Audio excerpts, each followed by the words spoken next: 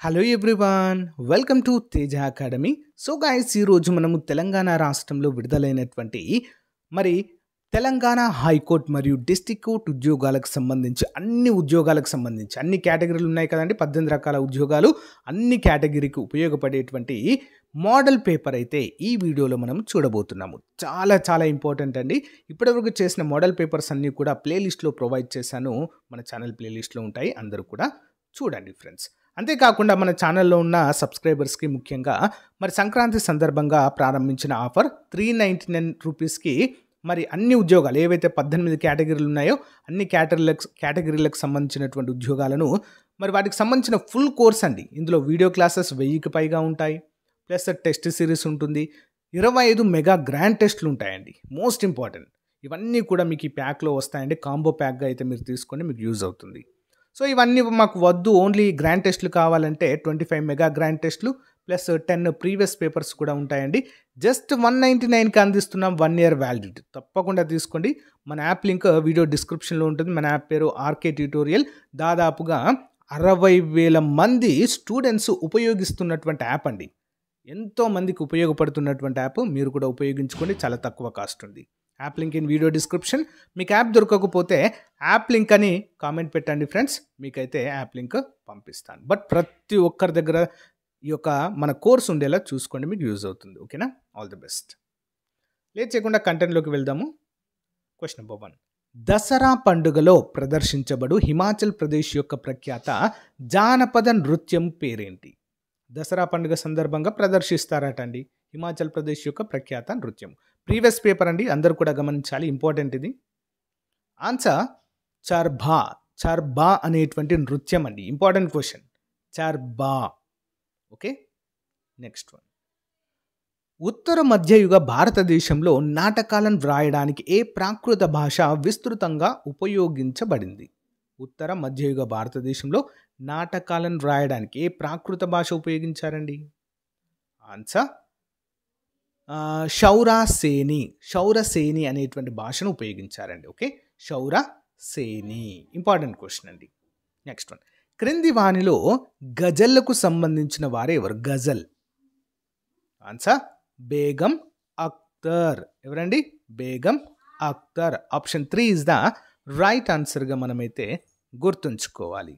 ఓకేనా? Important. Next one. Discovery of India పుస్తక రచయిత ఎవరు? డిస్కవరీ ఆఫ్ ఇండియా పుస్తక రచయిత. ఆన్సర్ జవహర్లాల్ నెహ్రూ. ఎవరండి? జవహర్లాల్ నెహ్రూ. ఇంపార్టెంట్ క్వశ్చన్ అండి. డిస్కవరీ ఆఫ్ ఇండియా పుస్తకాన్ని రచించినటువంటి వ్యక్తిగా మనమైతే గుర్తుంచుకోవాలి. చాలా ఇంపార్టెంట్, చాలాసార్లు రిపీటెడ్గా వస్తున్నటువంటి క్వశ్చన్ ఇది. Next one. బెంగాల్ విభజన వ్యతిరేక ఉద్యమము ఎప్పుడు ప్రారంభమైంది? బెంగాల్ను ఎప్పుడు విభజించారండి? 1905వ సంవత్సరంలో లార్డ్ కర్జన్ అండి.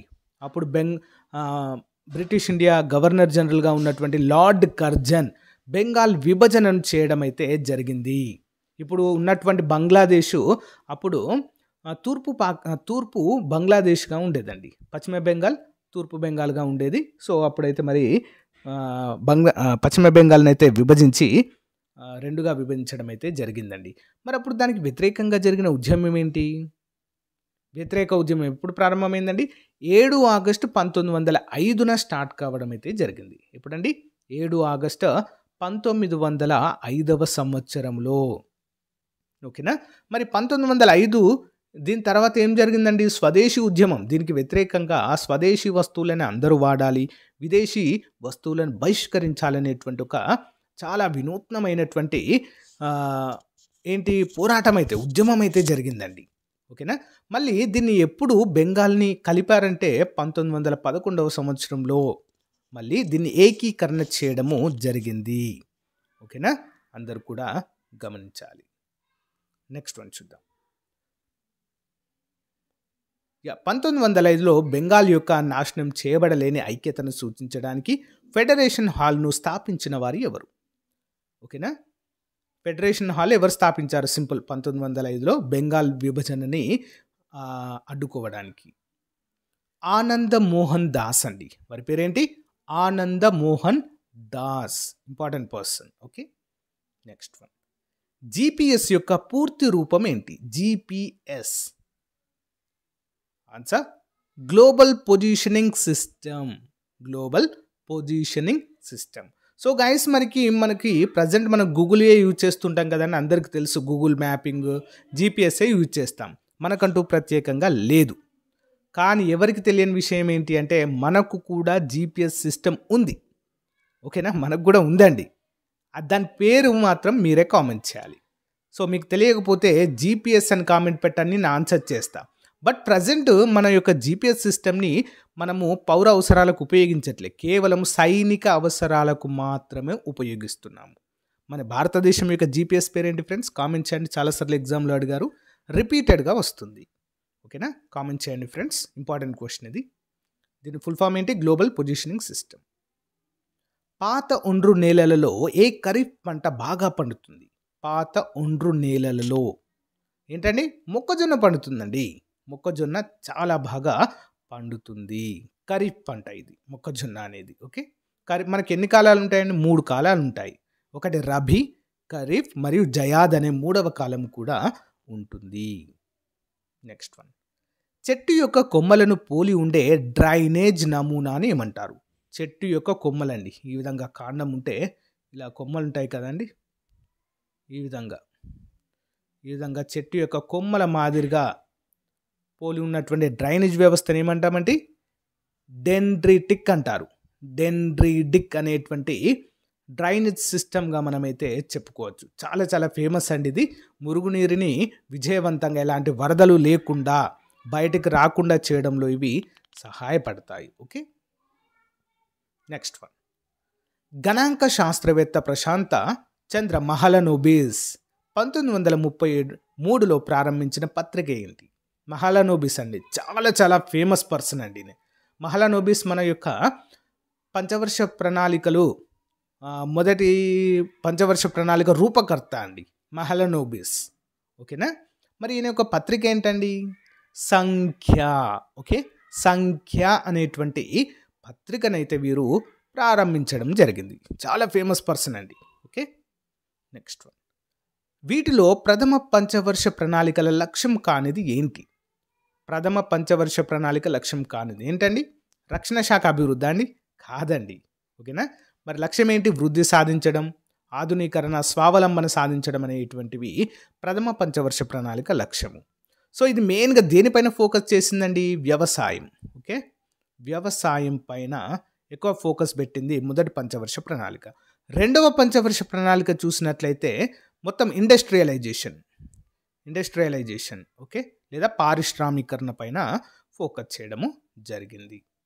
నెక్స్ట్ వన్, మ్యాట్రియల్ ప్రోటోకాల్ వేటి యొక్క ఉపయోగాన్ని నిషేధించింది? మ్యాట్రియల్ ప్రోటోకాల్ ఆన్సర్ క్లోరోఫ్లోరో కార్బన్లను నిషేధించడం అయితే జరిగింది. మ్యాట్రియల్ ప్రోటోకాల్ అనగానే మనకి ఏం గుర్తు రావాలండి? సో ఓజోను రక్షణ కోసము, ఓజోనోపొర తెలుసు కదండి, అతినీల లోహిత నీల కిరణాలు, సూర్యుని నుంచి వచ్చేటువంటి అతినీల లోహిత కిరణాలను భూమిపైన పడకుండా చూసేదే మరి ఈ యొక్క ఏంటి? ఓజోనో లేయర్. క్లోరోఫ్లోరో కార్బన్లు ముఖ్యంగా పరిశ్రమల నుంచి, రిఫ్రిజిరేటర్ల నుంచి, ఏసీల నుంచి అయితే విడుదలవుతాయి. ఓకేనా, వీటిని తగ్గించడమే దీని యొక్క ప్రధాన లక్ష్యంగా చెప్పుకోవచ్చు. మ్యాట్రియల్ ప్రోటోకాల్ ఓజోను రక్షణకు సంబంధించినటువంటి ఒక ఒప్పందము. నెక్స్ట్ వన్, జూతన్ ఏ దళిత్స్ లైవ్ పుస్తకాన్ని రచించినది ఎవరు? జూతన్ ఏ దళిత్స్ లైఫ్ పుస్తక రచయిత ఎవరండి? ఓం ప్రకాష్ వాల్మీకి గారండి. చాలా famous person Om Prakash Valmiki. Next one, భారత ప్రభుత్వము అంగవైకల్య చట్టాన్ని ఎప్పుడు ఆమోదించింది? భారత ప్రభుత్వము అంగవైకల్య చట్టాన్ని ఎప్పుడు ఆమోదించిందండి? 1995వ సంవత్సరంలో ఆమోదించడము జరిగింది. ఇంపార్టెంట్. నెక్స్ట్ వన్ చూద్దాం. భారతదేశ పునర్విభజన కమిషన్ ఎవరు నియమిస్తారు? భారతదేశ పునర్విభజన కమిషన్, డీలిమిటేషన్ కమిషన్ అంటారండి దీన్నే మనము. ఎవరు నియమించడం జరిగిందండి? ఎవరు నియమిస్తారండి? రాష్ట్రపతి గారండి. ఓకేనా, డీలిమిటేషన్ కమిషన్ రాష్ట్రపతి గారు అయితే నియమించే అధికారము ఉంటుంది. నెక్స్ట్, ఇటీవల హైదరాబాద్ ఐఐటిలో వేటిని ఉపయోగించి పర్యావరణ రహిత సౌర ఘటాలు సోలార్ సెల్స్ను అభివృద్ధి చేయవచ్చని కనుగొన్నారు? ఆన్సర్ న్యూ ఫ్యూచిన్స్. న్యూ ఫ్యూచిన్స్ అనేటువంటివి ఉపయోగించి సౌర ఫలకాలు సోలార్ సెల్స్ని అభివృద్ధి చేయవచ్చని కనుగొన్నారు. Next one. So current affairs అండి, కరెంట్ అఫైర్స్ చెప్పట్లేదు, గమనించాలి. Okay, next one. క్రింది వాటిలో అల్యూమినియం ఉత్పత్తి ప్రక్రియ సమయంలో ఉత్పత్తి అయ్యే అధిక సమస్యాత్మక పర్యావరణ ఘన వ్యర్థము ఏది? ఏంటండి? ఎర్రమట్టి ఉత్పత్తి అవుతుందండి. రెడ్ మడ్ అనేది అల్యూమినియం తయారు చేసే ప్రక్రియలో ఉత్పత్తి అవుతుంది. ఓకేనా? అల్యూమినియం అనేది బాక్సైట్. ఓకే, బాక్సైట్ దీని యొక్క ముడి ఖనిజం అండి. బాక్సైట్ నుంచి అల్యూమినియం తయారు చేసేటువంటి ప్రక్రియలో మరి మనకి ఎర్రమట్టి అనేది చాలా ఎక్కువ మొత్తంలో ఉత్పత్తి అవుతుంది. ఇది పర్యావరణానికి కొంచెం సమస్యగా అయితే మారిందండి. సో దీన్ని ఏ విధంగా చేయాలనేది అయితే ఆలోచనలో ఉన్నట్లుగా తెలుస్తుంది. ఓకే, బాక్సైట్ నిల్వలు మన భారతదేశంలో ఎక్కువగా ఏ రాష్ట్రంలో ఉన్నాయంటే ఒడిషా రాష్ట్రంలో బాక్సైట్ నిల్వలు అత్యధికంగా ఉన్నాయండి. ఓకే, నెక్స్ట్ వన్ చూద్దాం. మోహన్ బగాన్ దినోత్సవము ఏ రోజున జరుపుకుంటారు? మోహన్ బగాన్ ఎవరండి, తెలుసా అండి వీరు? మోహన్ బగాన్. సో 29 జూలైన జరుపుకుంటాము. ఈయన ప్రముఖ ఫుట్బాల్ ప్లేయర్ అండి. వీరి పేరు మీదనే మోహన్ బగాన్ అనేటువంటి క్రికెట్ కప్ కూడా ఉంటుందండి. టీం పేరు కూడా ఉంటుంది, కలకత్తా మోహన్ బగాన్. ఓకే, మోహన్ బగాన్ అనేటువంటి ట్రోఫీ ఏ క్రీడకు సంబంధించింది అని చెప్పి చాలాసార్లు అడిగారు. ఏ క్రీడకండి? ఫుట్బాల్. Okay, next one. ఇది కరెంట్ అఫైర్స్ వదిలేయండి. ఓకే, ఇది కూడా కరెంట్ అఫైర్స్. ప్రపంచ హిందూ ఆర్థిక వేదికను స్థాపించినది ఎవరు? ప్రపంచ హిందూ ఆర్థిక వేదిక ఎవరండి? స్వామి విజ్ఞానానంద. స్వామి విజ్ఞానానంద. దాని పేరేంటి? ప్రపంచ హిందూ ఆర్థిక వేదిక. ఓకే, నెక్స్ట్ వన్ చూద్దాం. పెన్సిల్ పోర్టల్ దేనిని డీల్ చేస్తుంది? పెన్సిల్ పోర్టల్ ఎందుకోసం అండి? బాల కార్మికుల నిర్మూలన కోసము ఈ యొక్క పెన్సిల్ పోర్టల్ని రూపొందించడం జరిగింది. బాల కార్మిక నిర్మూలన కోసము. ఓకే, నెక్స్ట్ వన్ చూద్దాం. సమన్వయ బ్యూరో ఆఫ్ నాన్ అలైన్డ్ ఉద్యమం యొక్క మంత్రివర్గ సమావేశం, ఇది కూడా కరెంట్ అఫైర్స్ అండి, వదిలేయండి, 2019. దక్షిణాసియా యొక్క మొదటి ఆయిల్ పైప్ లైన్ కారిడార్ ఏది? దక్షిణాసియా యొక్క మొదటి oil pipe line corridor. Answer Motihari Amlekhganj pipe line.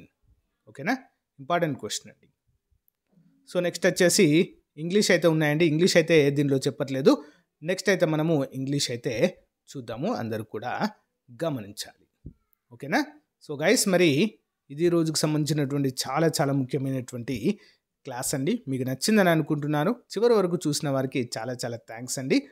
So next క్లాస్లో మరొక మంచి ఇది ప్రీవియస్ పేపర్ కదా, నెక్స్ట్ మోడల్ పేపర్ చూద్దాము.